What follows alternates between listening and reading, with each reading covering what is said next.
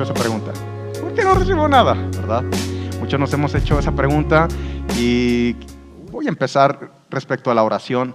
Creo yo que el mayor enemigo en la oración no es el diablo. Ciertamente puede ser un estorbo, pero tú tienes poder y autoridad sobre él. Creo que el peor enemigo que tenemos en la oración es desconocer o ignorar dónde estamos posicionados y que nosotros estemos reclamando algo que ya fue ganado. Entonces, cuando desconocemos el sitio donde Jesús nos colocó, donde legalmente nos corresponde, y el hacer uso del poder y autoridad que Él nos ha delegado, es cuando comenzamos a tener tantos pensamientos tan extraños en nuestra vida, donde comenzamos a culpar a terceras personas o inclusive al mismo Dios el por qué no estoy recibiendo aquello que he pedido. Entonces, en algún momento de nuestra vida nos hemos sentido algo frustrados porque no hemos recibido por aquello que hemos estado orando, por lo que he estado esperando, y es que si nosotros no pedimos conforme a la voluntad de Dios, que es buena, agradable y perfecta, pero también es de acuerdo a su diseño. Esto es muy importante. Cuando nosotros pedimos conforme a diseño, entonces se va a manifestar aquella fuerza que en base al diseño opera a nuestro favor cuando nosotros estamos aplicando esas leyes. Entonces,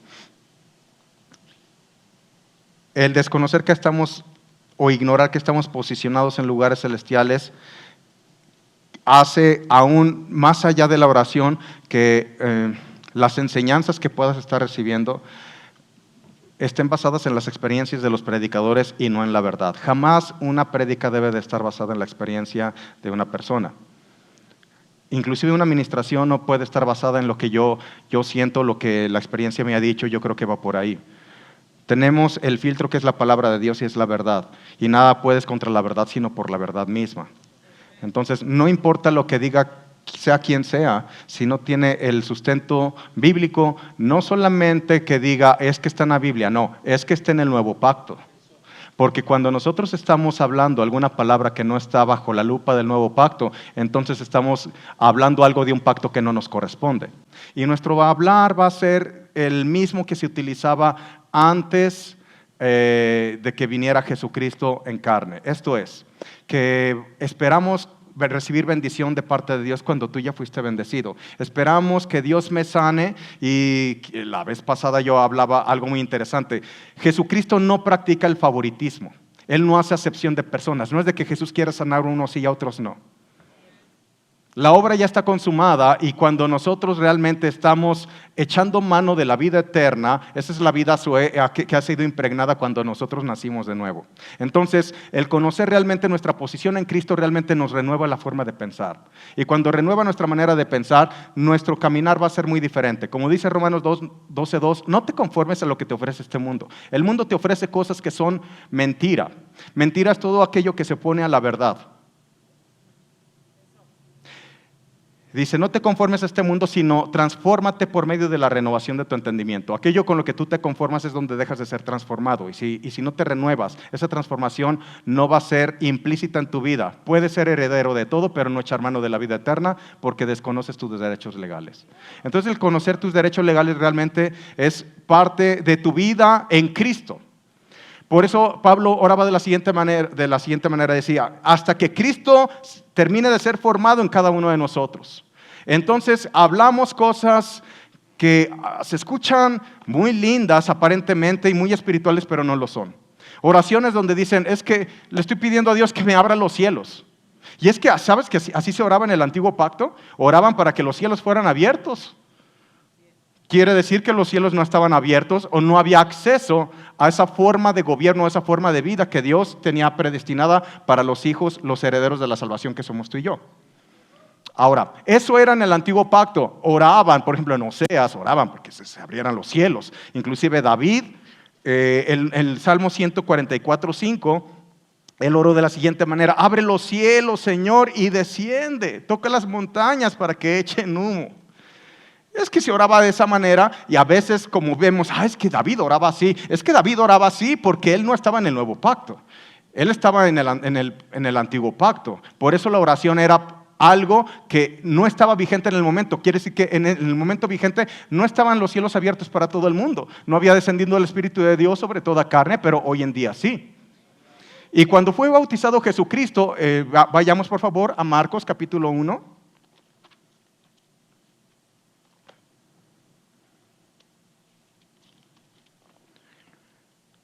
Versículo 9 al 11.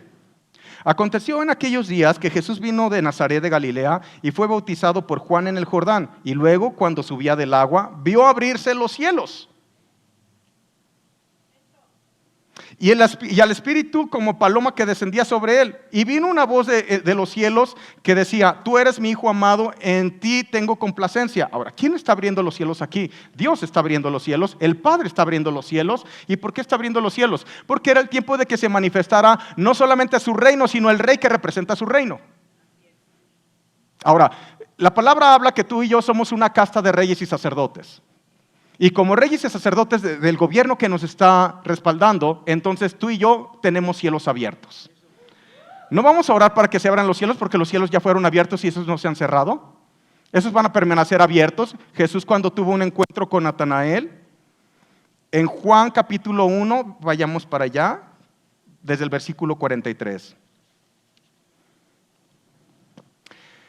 El siguiente día quiso Jesús ir a Galilea y se halló a Felipe y le dijo: sígueme. Y Felipe era de Betsaida, la ciudad de Andrés y Pedro. Felipe halló a Natanael y le dijo: hemos hallado aquel de quien escribió Moisés en la ley, así como de los profetas, a Jesús, el hijo de José de Nazaret. Vean la respuesta de Natanael. Natanael le dijo: ¿de Nazaret puede salir algo bueno? Le dijo Felipe: ven y ve. Cuando Jesús vio a Natanael que se le acercaba, dijo de él: he aquí un verdadero israelita en quien no hay engaño. Le dijo Natanael: ¿de dónde me conoces? Respondió Jesús y le dijo: antes que Felipe te llamara, cuando estaba debajo de la higuera te vi. Ahora, ¿realmente lo había visto Jesús en cuerpo? No. Aquí operó lo que conocemos como palabra de ciencia o conocimiento. Cuando el Espíritu Santo te muestra algo que ha sucedido, algo que está sucediendo o algo que puede suceder, te puede mostrar los nombres, te puede decir el nombre de una persona, te puede dar datos muy específicos de una persona, y ese es el mismo Espíritu que está en ti y está en mí. Ahora, cuando Jesús le da una palabra de conocimiento, ¿quién no se va a oponer a una palabra de conocimiento? Esto es, ¿quién se va a oponer a sentirse conocido por Dios? Vean lo que le dijo Jesús: he aquí un verdadero israelita en donde no hay engaño. Y se asombra: ¿de dónde me conoces? Pues antes de que Felipe te diera la noticia, yo te vi que estabas debajo de la higuera. Seguramente él estaba a kilómetros de ahí. ¿Cómo lo vio? En el Espíritu lo vio. Entonces, por medio de una palabra de ciencia o conocimiento, nosotros podemos mostrar y manifestar el amor de Dios para con las personas. ¿Qué sucede? Las personas bajan las defensas. Imagínense que les llamen por su nombre a una persona que no los conoce y les empieza a decir algo de parte de Dios. ¿No es maravilloso? Entonces, eso es cielos abiertos, el acceso a toda esa forma de vida y ese gobierno que nos respalde y que está a nuestra disposición para que nosotros manifestemos su gloria.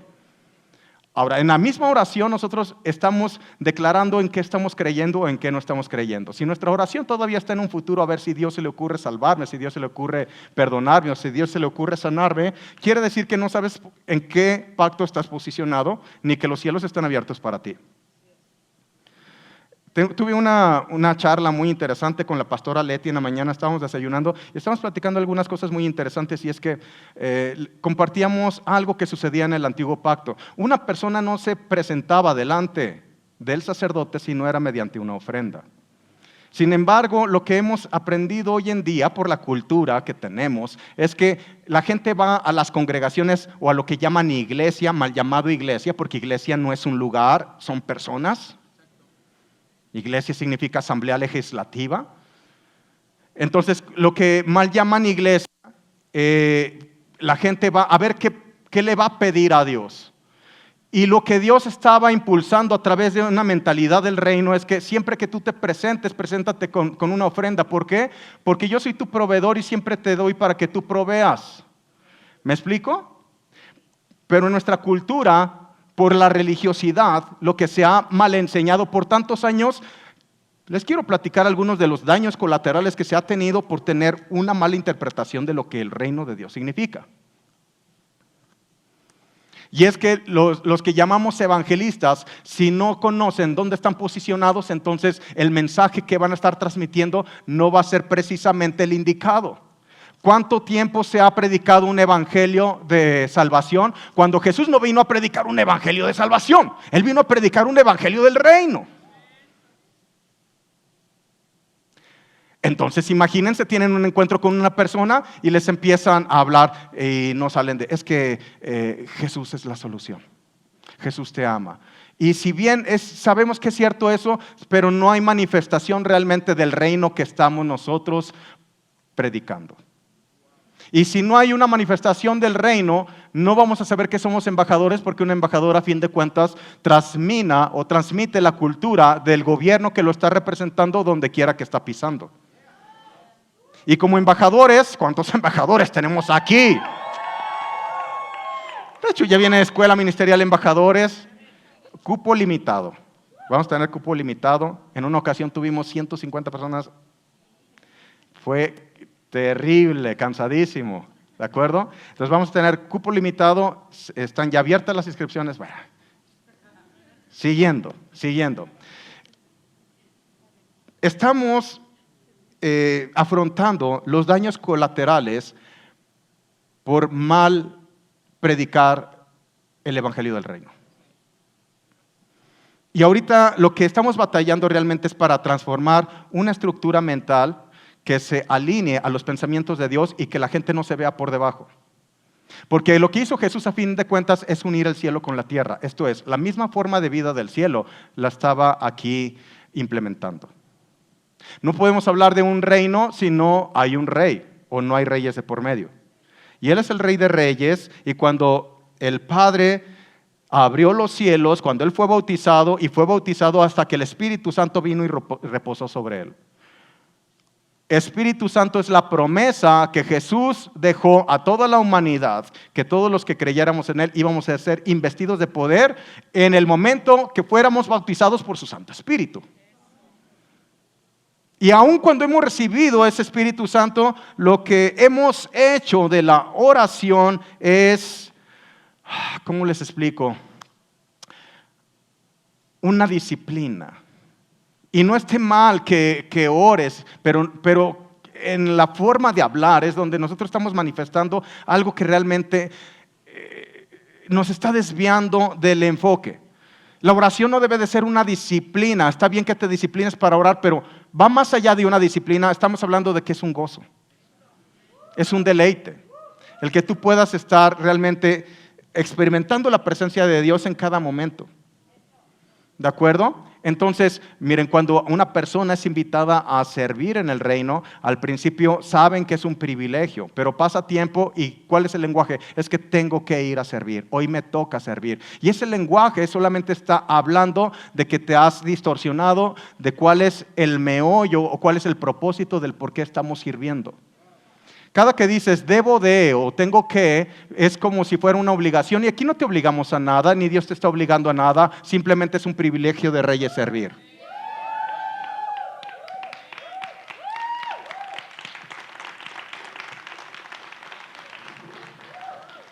Entonces, dentro de esos daños colaterales, la forma en cómo se llegó a predicar el evangelio distaba mucho de expresar lo que el reino era. Por años, aun cuando han escuchado palabra de fe, palabra de gracia, justicia, nuevo pacto y todo lo que hemos aprendido aquí, cuesta trabajo porque la gente se empieza a hacer sus propias conclusiones o paradigmas y empieza a conceptualizar a Dios en base a experiencias y no en base a la verdad. Quiere decir que cuando dicen, no, es que esta persona murió porque era la voluntad de Dios, Él en su santa soberanía se lo quiso llevar. Y ese tipo de cosas, ¿sabes qué has lastimado tanta gente? No tiene ni siquiera idea de lo que la soberanía de Dios significa, y por tener esos conceptos, realmente, y esto es muy serio, ha lastimado mucho a la gente. Si no entiendes algo, preferible no hablar, pero tú no puedes conceptualizar a Dios, porque eso es lo que quisieron hacer los fariseos. Ellos comenzaron a interpretar a Dios a su manera y dejaban a un lado Espíritu Santo.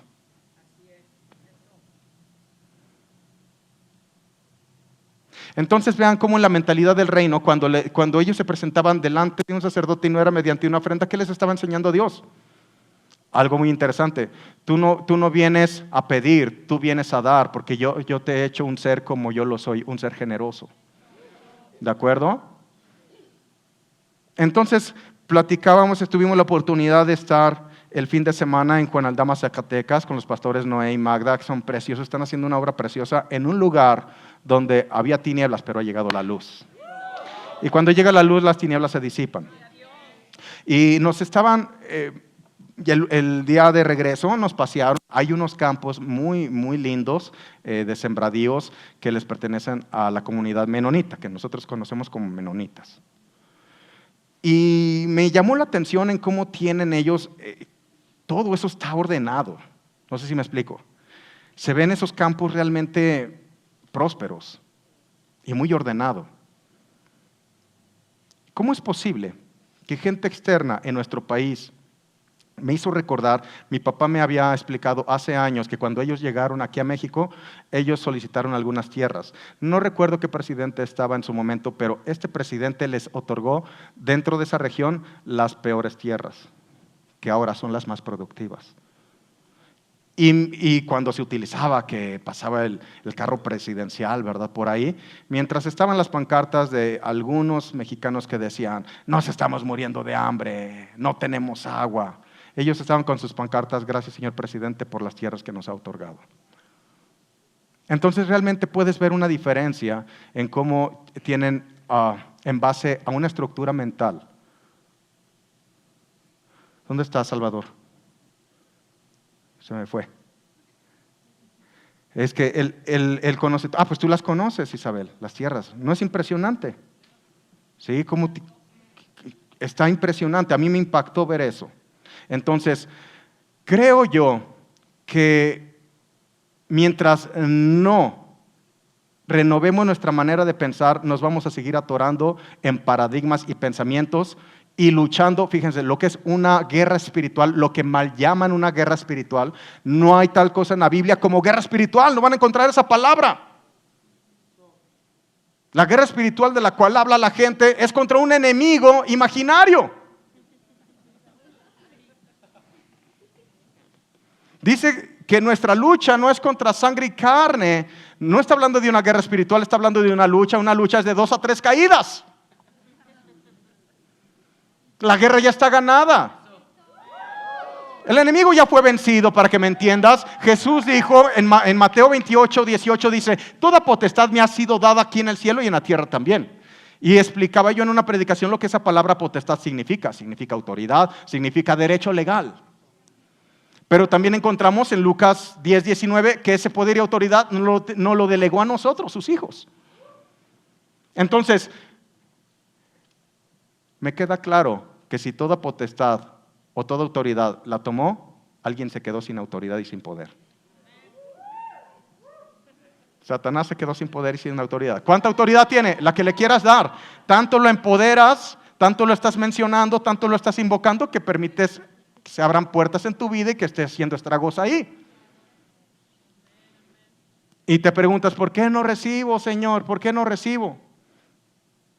Otra de las cosas que estaba platicando con Leti, y ella me decía algo bien interesante, es que por diseño, pues, nosotros fuimos creados a la imagen y semejanza de Dios para ser productivos. Cuando la gente se está quejando, le pido a Dios que me den trabajo. Y cuando le dan trabajo, ¡ay, me tratan como esclavo! Por favor. Esa forma de pensar, esa no está manifestando en absoluto. Estás ignorando quién eres y lo que portas. ¿Me doy a entender? Entonces, transicionar ese tipo de cosas no es sencillo realmente renovar. Lo que me ha hecho renovar realmente el entendimiento es la palabra de Dios. Dejé de verme como me veía hace tiempo, hace años, y permití por sencilla humildad. Porque se requiere humildad para que te puedas ver como Dios te ve. Ahora, Dios no te ve chiquito. No es de que, ay, sí, veme, yo que soy una... cucaracha, y te estás flagelando y ese tipo de cosas. No, tú eres un hijo y una hija de Dios, dotado con el mismo espíritu que operó, el espíritu de resurrección que está en Cristo, también opera en cada uno de nosotros.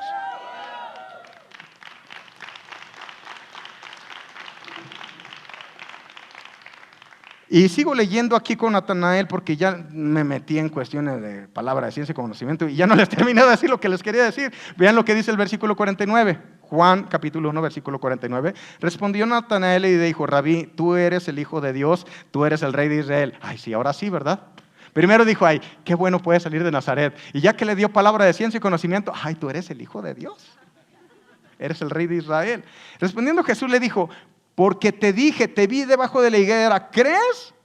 Cosas mayores que estas verás. Y le dijo: de cierto te digo, de aquí adelante verás el cielo abierto y a los ángeles de Dios que suben y descienden sobre el Hijo del Hombre. Lo que está diciendo aquí primeramente que el cielo está abierto, no está cerrado. El cielo permanece abierto, pero dice que tenemos la capacidad de verlo.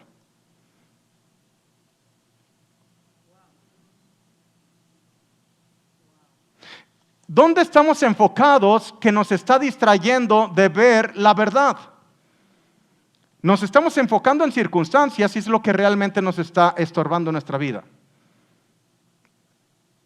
Y miren, sé que todos tenemos situaciones y me pongo a platicar con cada uno, todos traemos situaciones. Sin embargo, sabes que cuando uno está confiando en Dios, deja a un lado eso y se posiciona en Cristo Jesús. Por eso aquí no vamos a estar chiqueando tu carne para que te sientas bonito por el momento, pero que no cambie tu manera de pensar. Porque la manifestación de amor que muchos esperan es un abrazo y un apapacho, pero un abrazo y un apapacho no te saca o no transforma tu manera de pensar. Lo que transforma tu manera de pensar es una palabra que te levante, que te exhorte y que te impulse a salir de las estructuras mentales que te tenían aprisionado. Entonces tenemos el caso de la mujer que le estaba gritando: Jesús, Jesús, mi hija está atormentada por un demonio, está a punto de morir. Claro, por supuesto que estaba desesperada. Dice en un evangelio que era una mujer sirofenicia, y te pones a estudiar la historia de ellas. Eran mujeres que se dedicaban a la brujería. Había abierto una puertota. No puedes tú estar jugando con fuego. Ay, voy a la congre y allá que me lean las cartas. Señores, que me hagan limpias.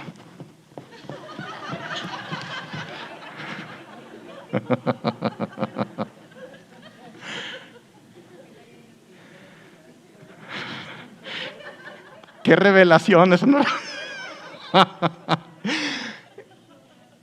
No se puede estar jugando con eso. No puedes claudicar entre dos maneras de pensar. Tú tienes que ser realmente muy, muy intencional con los pensamientos, porque si no vas a caer en lo que es la mente de una mente afanada, que es una mente fragmentada, fragmentada o dividida. Y no me acuerdo por qué le estaba diciendo esto, pero dejen regreso. ¿Dónde están cerrados los cielos? Entre tus dos oídos o en tu mente.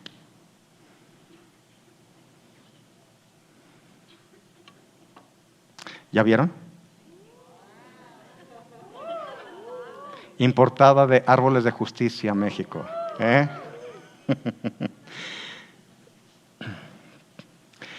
Cuando tenía como 5 o 6 años, tuve un amigo imaginario. Y para mí era muy real. Yo lo escuchaba y me sorprendía porque la gente no lo podía ver y escuchar. Y yo decía: todos están locos. Imagínese eso. Yo decía: todos están locos. Nadie lo ve y nadie lo escucha. Soy el único que lo ve y lo escucha. Entonces la mayor parte de la guerra espiritual es contra un amigo imaginario. De hecho, cuando tienes esa mentalidad, el diablo ni siquiera se ocupa de estar presente. ¿Por qué? Porque no lo necesita. ¿Por qué? Porque mientras sigas pensando que los cielos están cerrados, vas a tener la justificación de estar culpando al diablo de la situación en la que estás. Di au. Uch. ¿Qué es lo que sucede? Que cerramos nuestras mentes a lo que Dios ya abrió.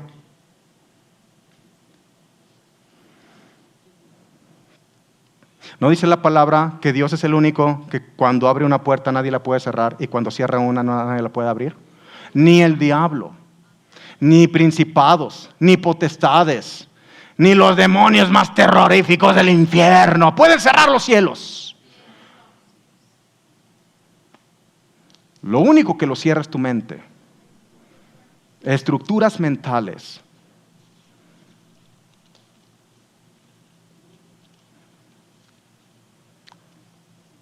Los estoy dejando meditar un ratito. Y dejar de justificarnos. Dejar de justificarnos. La gente comienza a tener interpretaciones de Dios. Queriéndole como ayudar a Dios. Dios no necesita tu ayuda. Mira, no te sientas mal. Dios lo quería tener en su santa gloria. ¿Me explico? ¿Qué le están diciendo? ¿Dios es un asesino?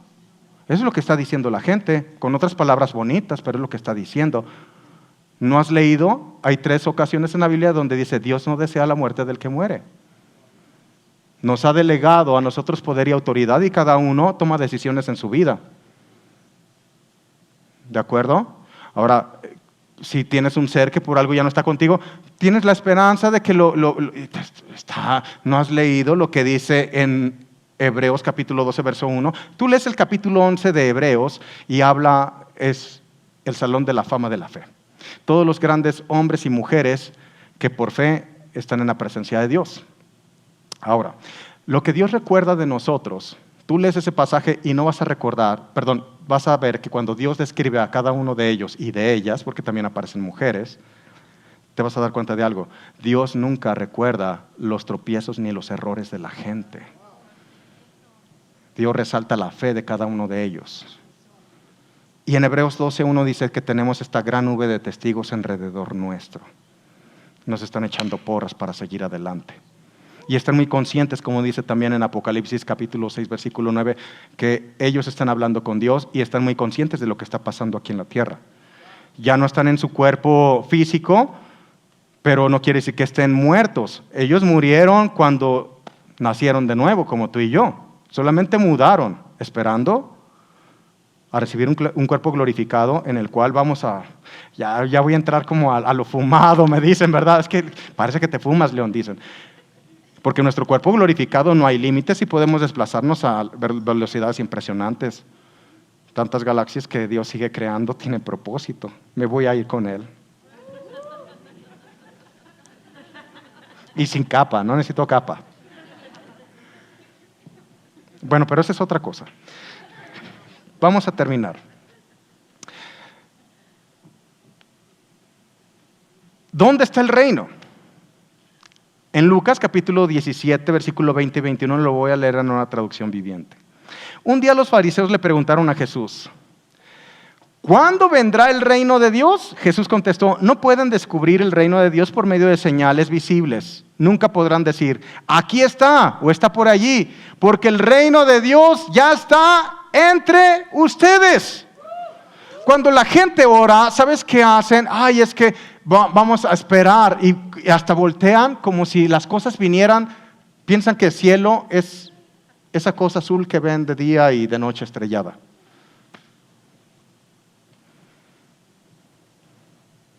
¿Dónde está el reino? ¿Dónde está? Aquí. Ok, entonces, ¿por qué vas a estar esperando algo externo cuando ya está dentro de ti? Mira, cuando tú sabes qué es lo que portas, ¿cómo vas a destilar lo que portas?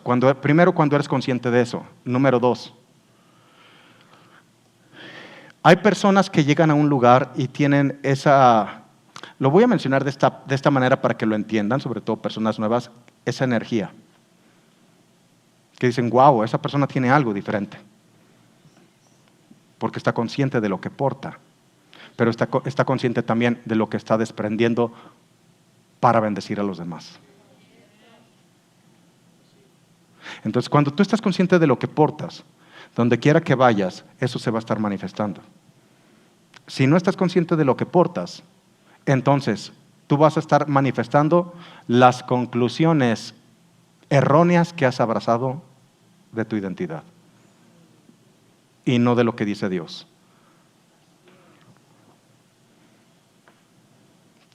Que sepas que eres un ser tan profundamente misterioso, lleno de poder, y que tienes dinamita en tu boca para que a través de palabras las cuestiones externas sean transformadas como Dios lo hizo, sea la luz, que había tinieblas, vacíos y desorden. Dios jamás se preocupó por lo externo.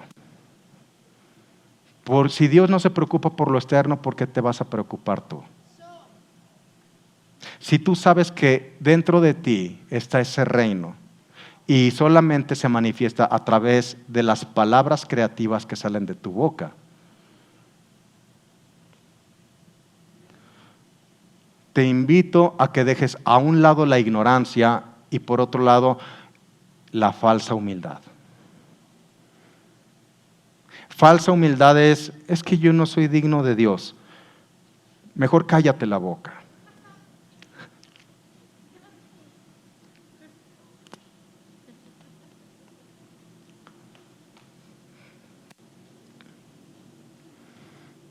Con este ejemplo termino.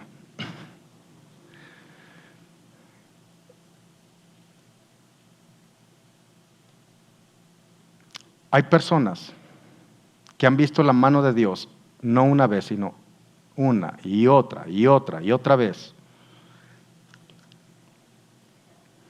Y que cuando viene una situación sienten que se desmoronan, se enojan con Dios. ¿Por qué a mí me está pasando esto? Cuando hay personas que realmente han pasado situaciones tan complejas, pero su fe está tan activa que aunque no tengan los recursos, tienen el mayor recurso, que es la fe. Y dice, no importa lo que esté pasando, pero Dios me saca de aquí. Yo confío en su palabra y no vuelvo atrás.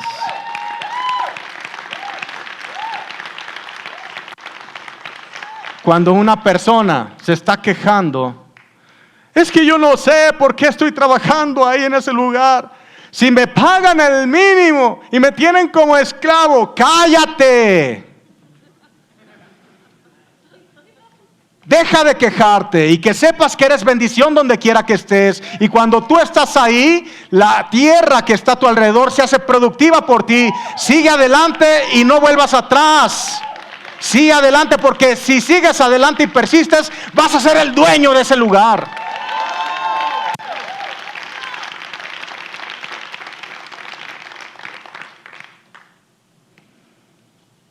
Ve como Dios ve. La perspectiva de la vida es a través de Dios. En eso consiste lo profético. Que percibas como Dios percibe. Que veas como Dios ve. Ay, me da mucho gusto Pastora Magda, que está aquí. Un abrazo, Pastora Magda. Un abrazo, un aplauso a la Pastora Magda de Juan Aldama, Zacatecas. ¿Sí estabas aquí, Magda, cuando estaba explicando de Juan Aldama lo que pasamos? Maravilloso. Muy bien.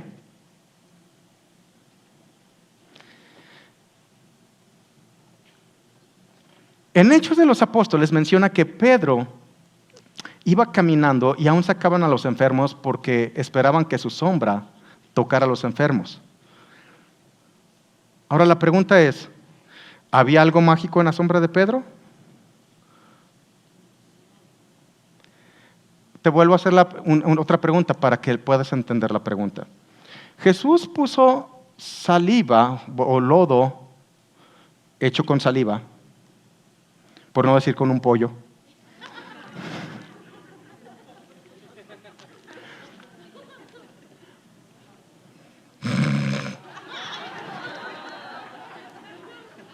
¿Qué, no han cenado? Escupe y hace el lodo y se lo pone en los ojos del ciego. ¿Crees que la saliva de Jesús era mágica? ¿Crees que la sombra de Pedro era mágica? ¿O él sabía lo que portaba? Porque tú vas a manifestar aquello que creas que sea sombra sobre ti, va a ser sombra para los demás. Si sabes que has sido investido con el Espíritu Santo, porque lo eres. Pero que lo sepas y que camines en ello es otra cosa. Que sepas que estás investido de su Santo Espíritu, estás impregnado de Dios mismo. Y cuando estás consciente de lo que es sombra sobre ti, es lo que va a manifestar que sea sombra para los demás. En otras palabras, tú vas a reflejar todo lo que creas que sea sombra sobre ti, lo vas a reflejar para los demás. Dale un fuerte aplauso a la palabra. Gracias, Señor. Tell me, how did I get here? I can't breathe. 'Cause I'm at the bottom of all of the things I let control my heart. Oh, where do I start again? But I know that even when I